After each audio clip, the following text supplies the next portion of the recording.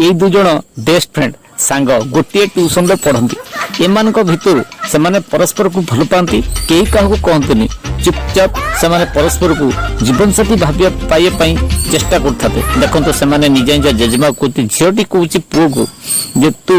मो जेजेमा को भल पाचु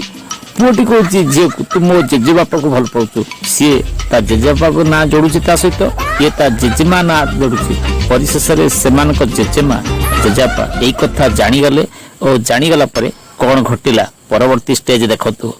बर्तमान से परस्पर को अनानी होती एवं तांकर प्रतिक्रिया संपादन करुँच जेजेमा आ जेजेबापा पाखरे एवं जेजेमा जेजेबापा परस्पर को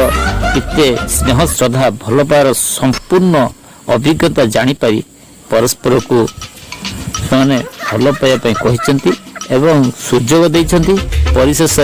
दुई जन जाक परस्पर को